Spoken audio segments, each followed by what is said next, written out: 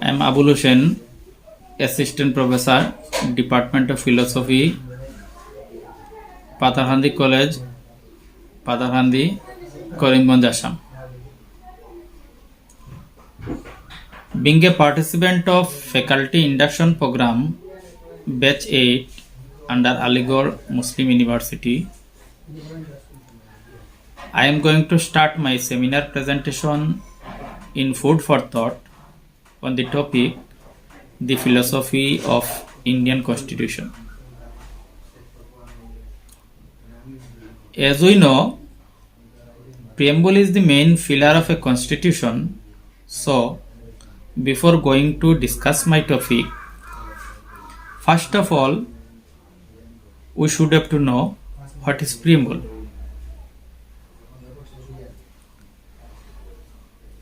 A preamble is an introductory and explanatory statement in a document that explains the purpose of the document and underlying philosophy behind it. The preamble to a constitution is expected to embody the fundamental values and the philosophy on which the constitution is based, and the aims and objectives which the founders enjoined the polity to strive to achieve. According to the preamble, the Constitution of India has been pursuant of the solemn resolution of the people of India with a view to constitute India into a sovereign democratic republic and to secure well-defined objects set forth in the preamble. Now I would like to concentrate on the basic philosophy of Indian Constitution, which is reflected in the preamble. It reads as follows.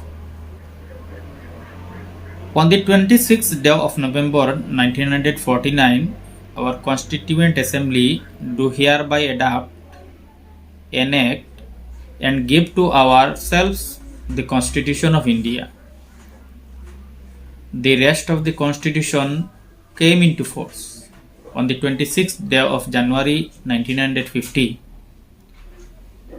India decided to remain a member of the British Commonwealth but without acknowledging allegiance to the Crown. Indian Constitution reiterates that it shall promote international peace and maintain just and honorable relations between nations, which is mentioned in Article 51. The Constitution of India thus derives its authority from the people of India and finally became a republic state from this date. The Constitution of India declares, with the people of India having solemnly resolved to constitute India into a sovereign, socialist, secular, democratic republic and to secure all of its citizens justice. The Constitution of India resolves that the people of India have the freedom to choose the government and are entitled to an active role in determining what laws shall govern them. The Constitution of India also declares the primary and natural rights of the people are to be respected by the authority of the government. The Constitution of India also holds out that equality to all citizens in the matters of choice of their representatives who are to run the governmental machinery. Unlike provisions in theoretic states, the Indian Constitution leaves all offices open to all citizens of all religions. However, being a democratic state, republic state, The Constitution of India declares the government shall be of the people, by the people, and for the people. This was to be ensured through the introduction of universal suffrage. The government for the people gives our constitution a socialist character. The constitution commits all governments to provide equal opportunities to all citizens. Moreover, the Constitution of India is formed with a view to establish a secular state that guarantees freedom of religion and respect to all religions. The Constitution of India provides the dignity of the individual is respected by provisions for just and humane conditions of work mentioned in Article 42 and a decent standard of life which is also mentioned in Article 43. The Indian state has to play an active role in accelerating the process of bringing about social equality based on justice and welfare for all groups of citizens. Now, regarding the basic philosophy of Indian Constitution, one more thing I would like to discuss,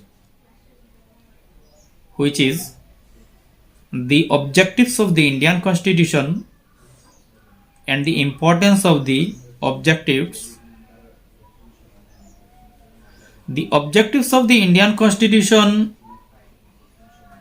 is that the Constitution is the law and it helps to maintain integrity in the society and to promote unity among the citizens to build a great nation.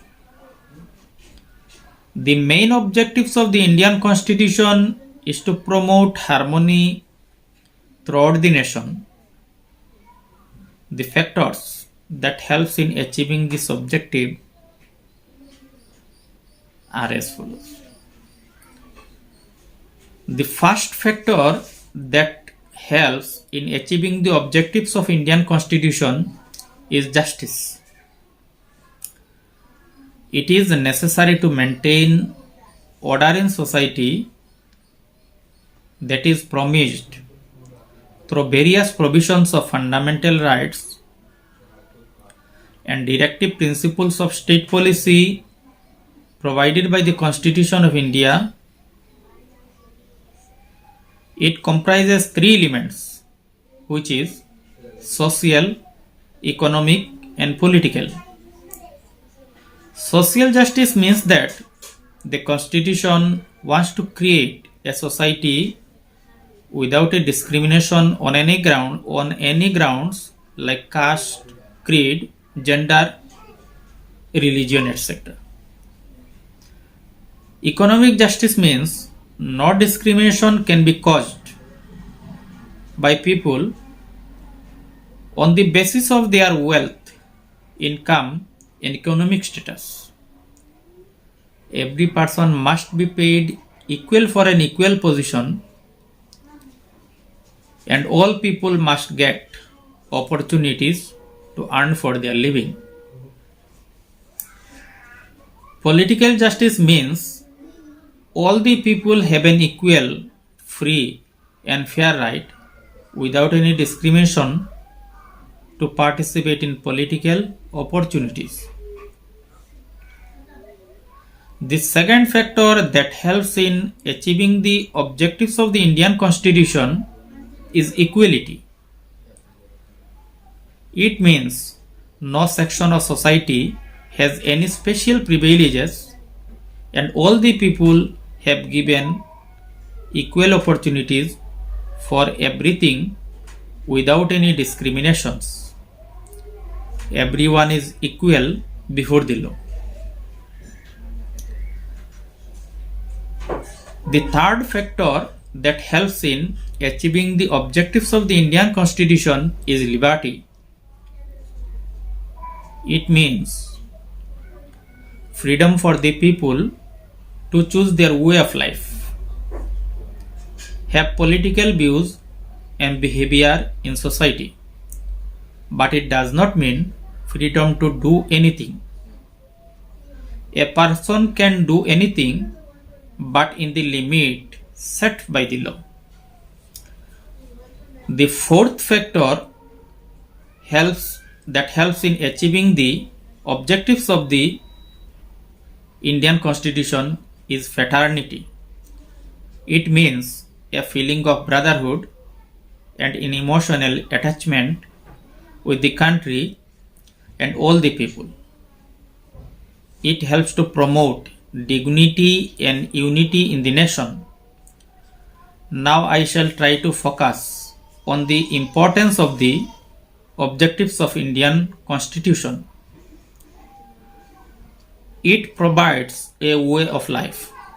It includes fraternity, liberty, and equality as the notion of a happy life, and which cannot be taken from each other.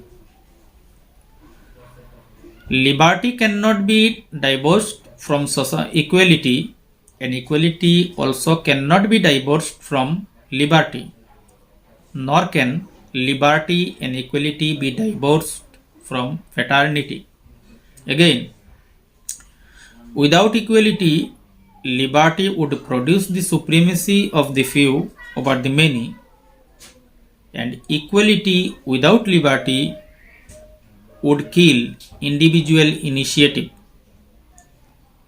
Without fraternity also, liberty would produce the supremacy of the few over the many. Without fraternity, liberty and equality could not become a natural course of things. In fine, from my discussion of the basic philosophy of Indian Constitution, it may be noted that the guiding values of the Indian Constitution may be summarized as comprising equality, freedom, secularism, socialism, and internationalism. These values have laid down the parameters within which the Indian Constitution has to function. Thank you for short discussion.